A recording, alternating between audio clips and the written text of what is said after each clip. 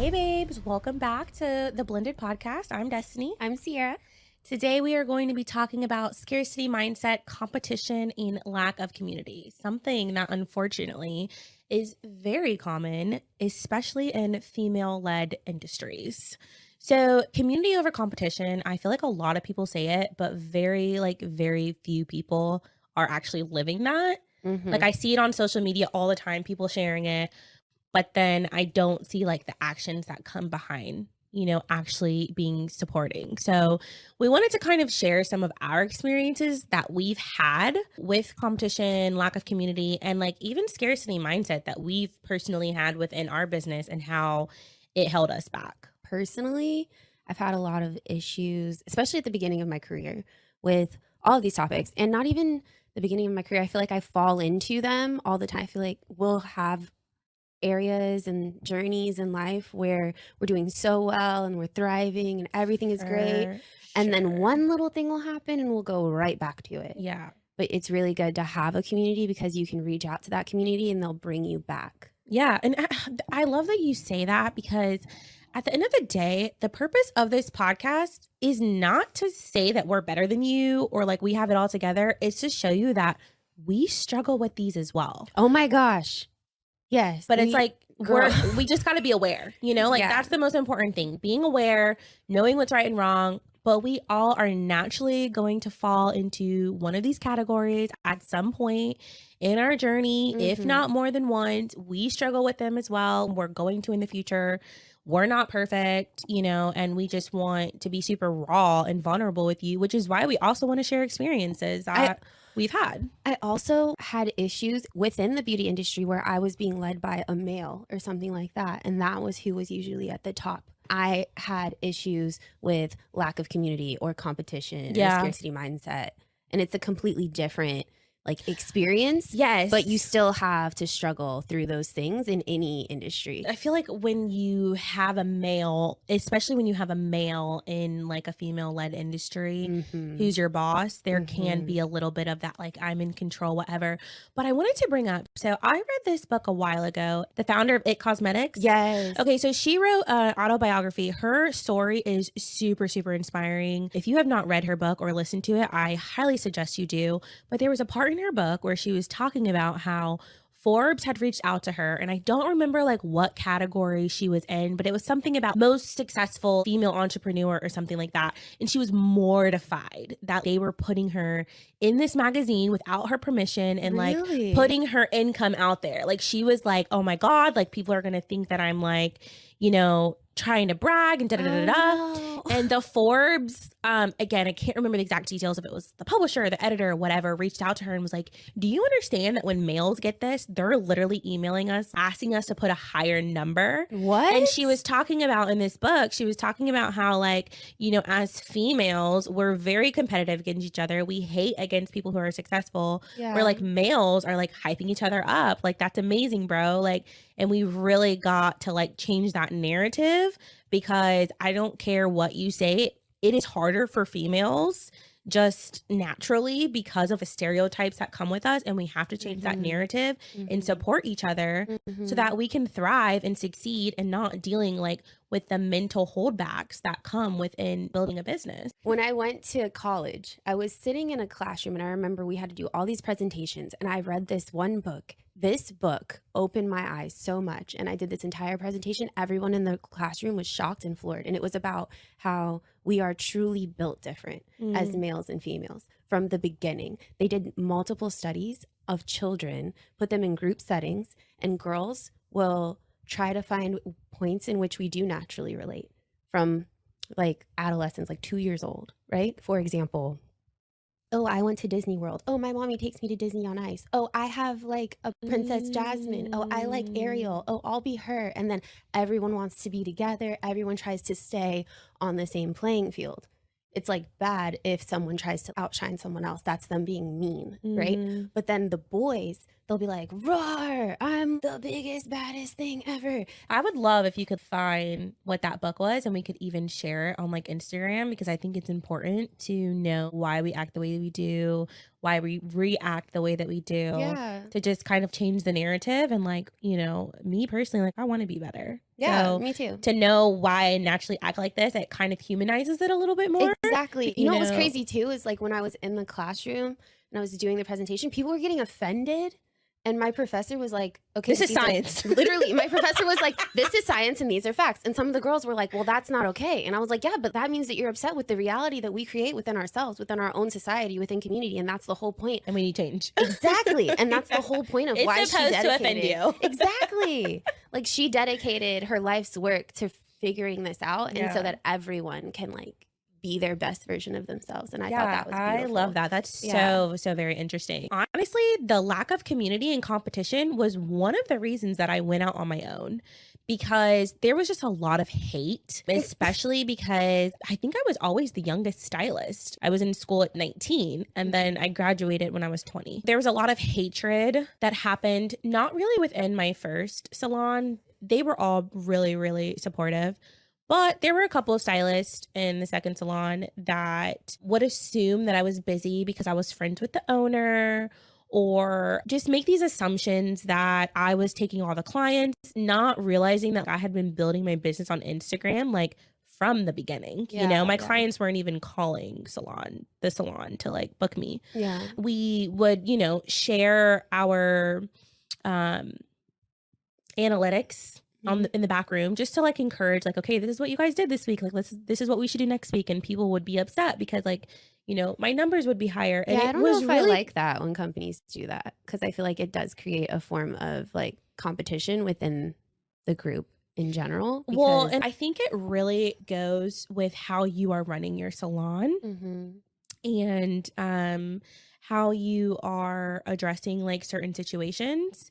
I definitely think that there could be a situation where you aren't necessarily sharing those things like out in public. Mhm. But I also think it depends on the person, because me personally, like seeing someone else thriving Makes you want to thrive. makes me want to thrive more. Yeah. But not everyone's like that. And I Well, get that. And I think it's it's good to like celebrate people, for sure. but I don't think to put everyone's business out on Front Street is good. Yeah. So there was a lot of those issues. And, even just people who, when I first started my business, who said they supported me or were excited for me, but like never did anything to support me. Or when I Mm. asked them questions, it was just like very vague answers, or Kind of like, here's an um, answer, now leave me alone. yeah, exactly. Yeah. And then which that led me to, okay, so haven't experienced this community. I have only experienced like competition within the salon. It led me to hermit myself, because not only was I now by myself, but I was kind of like, didn't trust anybody. Because I'm Yes. like, you guys really don't care about me or like seeing me thrive. Yeah. Which led me to scarcity mindset. Yes. Because then I looked at everyone around me as a competition. Mhm. And I was building my business off of my scarcity mindset.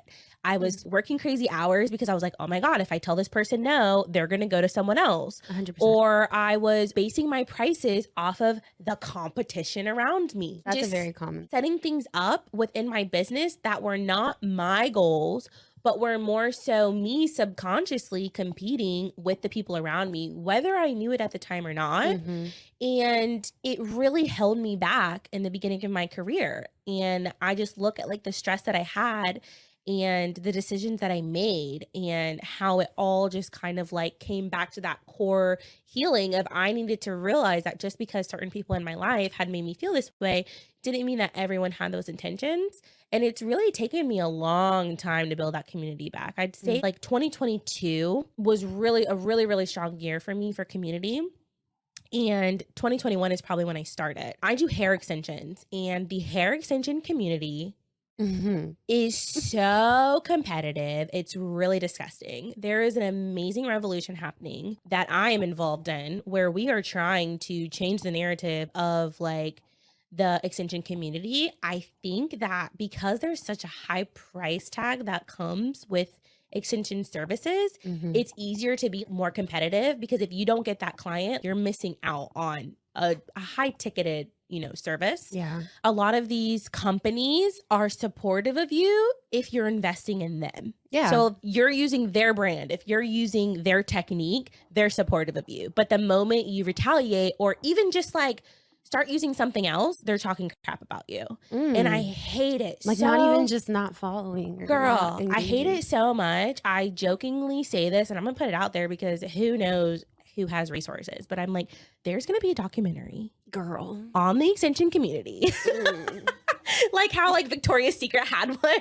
I'm like, because there's some like Well, real there was one on the shady hair stuff. community. Do you know? Remember who was it?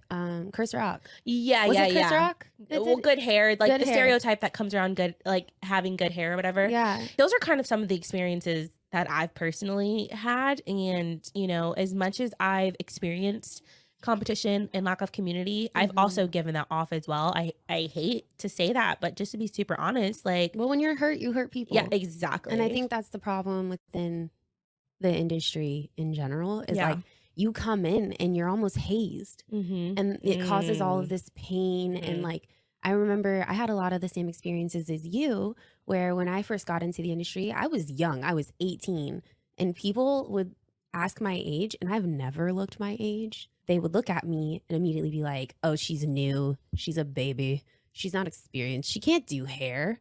Who's she? Girl, I would lie about how long I've been doing hair for. I started to too, because people just wouldn't trust you, or they would just immediately be like, Yeah. So I was like, oh yeah, 3 years. It's fine. It's fine. Right. It Like, was not 3 years. freshly graduated It was a month like ago. 6 months, girl.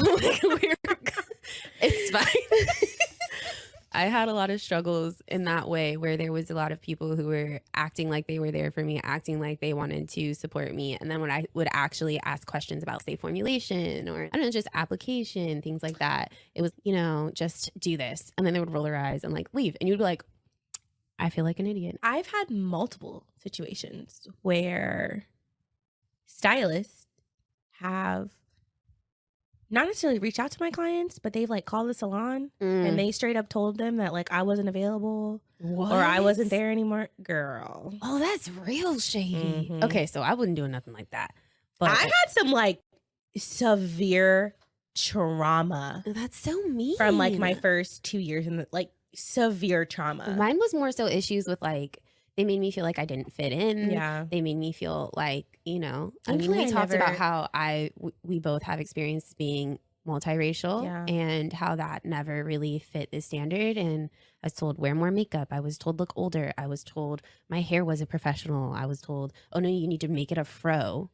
Like things like that. And I was just like, am I your token black girl right now? Like, what is this? Yeah. And I'd be the only one in this salon. It was just a problem. It was just weird.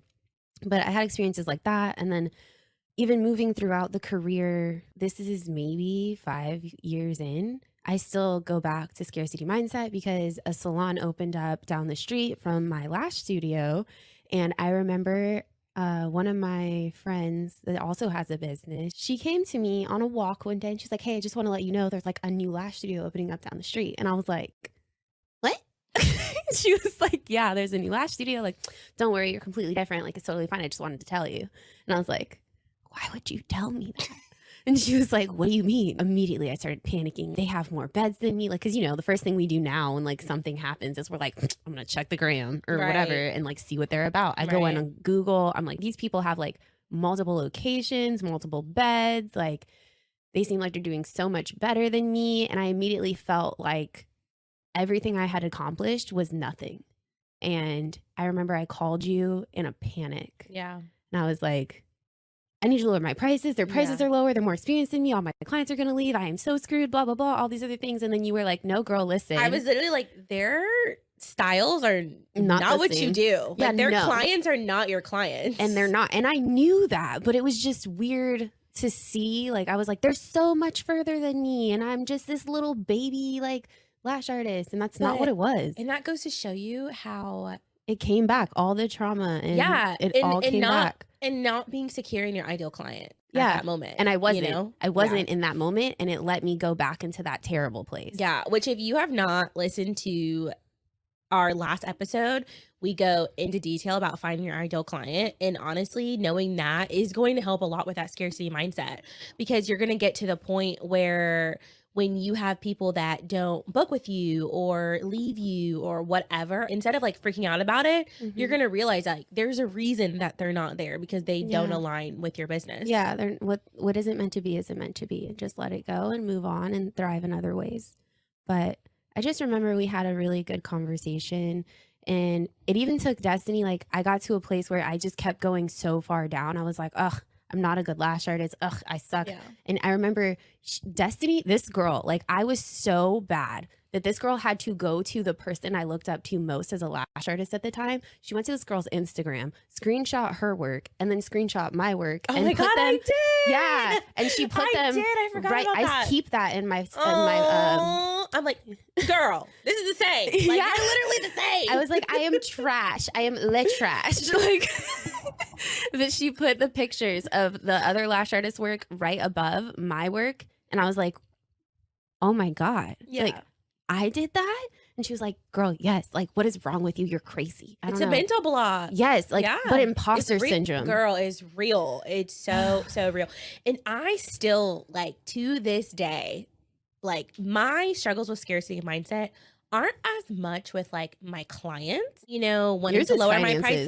prices or like any of that kind of stuff. Yeah. Yeah. Or I even like, I will find myself if I have something that I'm wanting to accomplish and I've been putting it off and I see another stylist doing it, I start freaking out. And I'm Same. like, I should have done this already. Like, Mhm. you know, and then I have to check myself or being like, oh my God, like this person has grown so much in their following. Like, I should be Mhm. posting on Instagram more, like Mhm. checking those kind of things. And then I'll catch myself doing it. I'm like, what are you doing? That's Yeah. disgusting. You tell me all the time, it's not your time. This is your journey. Do you? Because like I'm always like with finding a new space, I'm always like, why can't I Yeah. find a space? This girl is hurt. Yeah, girl. I got trauma too. It's okay. Yeah. Scarcity mindset honestly means that like you're not confident in yourself. Yeah. Because you're so worried about what's going on with other people or people not coming to you that the grass is greener. yeah, exactly. So we just want to give you a couple tips on what you can do if you're dealing with or even projecting any of these qualities. So with scarcity mindset, if you are experiencing this, there is a physical and a mental shift that you need to work on. Mentally, you need to tell yourself you are enough because you cannot be comparing yourself to other people because you are your own person. Your business is your own. Your clients are your own. And that means that your clients want you and not the stylist down the street. So you cannot be using your energy and your time worried about what other people are going on because you're going to miss out on opportunities within your own business. Yes. Because you're so worried about what everyone else is doing. You also, like we mentioned before, you're probably not attracting your ideal client. If your scarcity mindset is around the clients that you're dealing with, then you need to get a clearer picture on that ideal client. Yeah, and I 100% am a firm believer that the energy that you put out is the energy that you will then attract back to you. 100%. So if you're putting out, don't leave me, someone else is better, like, you know, I'm at your beck and call because like I'm so desperate for people. Your clients are going to feel that and they're going to be like, who else is around? Right. You know, they're going to start peeping around. Right. And physically, if you're dealing with that scarcity mindset, some things that you can do is offer more value to your clients. What are you doing for them to go above and beyond? Whether that's, you know, within your space or whether that's with sharpening your skills up. Maybe you're not confident in whatever service you're offering or whatever atmosphere you have. And so you need to take more classes or you need to practice or you need to do models or whatever the case is. When you're confident in yourself, then when someone leaves you or if you have that one crazy person who starts telling you you're crappy, you might have a moment where you start believing it because I get that. But eventually you're going to start thinking of all the other people that you've blessed in your life and you're going to be like, you know what? That's not true. Yeah. Like, Because what did you do? Yeah, I'm confident in who I am as a person and who I am as a business owner or who I am as a stylist or whatever it is that you're doing. And the more you know, when you do have those clients that you're struggling with, the more you project yourself as someone who is knowledgeable.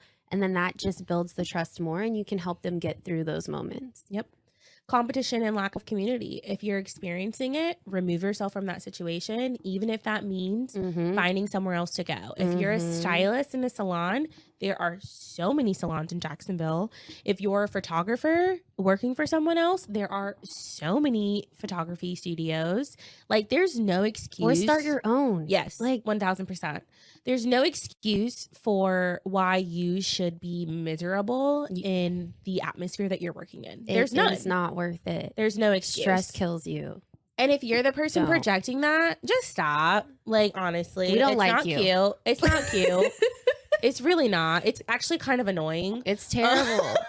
It's terrible. Like, that's why so many of these people quit. And like, I'm not here for abuse. We are not. Okay, listen. All this stuff that's going on with social media right now, like Kylie Jenner, who else? Who's the other? Hailey Bieber. Oh, yes. And like Selena Gomez. The world doesn't like ugly anymore. All right? Like, we're over it. Being a mean girl's not cute anymore. It's really not. So stop. It's really not. Just stop. And if you're competing with other artists or you're not supporting them, honestly, you're probably uncomfortable with yourself. Yeah. And so you need to go out of your comfort zone. We just did a networking event and it was amazing. And we met so many amazing women there. None of them were in our industry. No, and not at all. It was amazing because eye-opening. Yeah, you get to hear people from different perspectives and we all are still struggling with the same exact things. This girl makes cement pottery. Yeah. There was another girl that makes like bougie salts. Yes. And there was two girls that were candle makers. Yeah. One girl breeds snakes. Yeah. We were like, what is going on right now? Yeah. There was someone who did like cups, like decorated cups. There was someone who did cookies. And it was great because jewelry. We all related. Yeah, and now guess what? Like, we're constantly DMing each other on Instagram, and we're able to network. And one of them messaged us this morning and asked if we knew a makeup artist for weddings, which Sierra does. So it's been great. DM people on Instagram and tell them that you love their work. Like, don't be afraid to do that. Don't be afraid to comment on people's stuff, because guess what? When you start projecting that, like Sierra said, what you give out is what you get. Yes. So when you start projecting that, you're going to start getting it back too. And then ask questions, guys. Like, I know me personally, I love when people ask me questions. I know both of us can look a little intimidating sometimes because when we're focused, we're just kind of like straight faced. But we promise RBF. we do. We do. We need someone to sponsor us for Botox. Literally, I need some like something to fix. I don't even know. Ask questions to people that you look up to and just use your God-given talent of communication to make you thrive. If you don't know where to start, it starts with us. We definitely are here to build a community that you're already a part of because you're listening. And we do not tolerate mean girl mentality. Nope. So you can sit with us. To the left. To the left, to the left. So with that, we did want to announce something really special. Yeah. We are going to be having a party to celebrate this community that we have started with all of you BBs. Yeah. Follow us along on Instagram at blended_podcast. We will be posting more details as far as location and time goes, but we are looking for vendors to work with. As much as this is a celebration for us, this is a celebration for all of our local community in Jacksonville. Yes. To come and showcase your work. We're going to have tons of people there. If you are a vendor that's looking to network and just build that community and get your stuff out there, we would love for you to come. So send us a DM. Yes. We will give you guys some more details, and we are so excited for that. 100%. We cannot wait to meet all of you guys in person and just party together and have a great time. Yeah. So don't forget, don't have scarcity mindset, love your neighbor, and build that community out there. Yes. Love you, BB. Bye. Thanks for being our blended babes, AKA BBs. Join the conversation and let your voice be heard. If you're ready for a revolution, don't forget to leave us a review wherever you're listening, and follow the journey on Instagram at blended_podcast. Share this episode with your BB who is ready to beautify the beauty industry and rewrite the standards. Get all the tea from this episode and more in the show notes. Bye.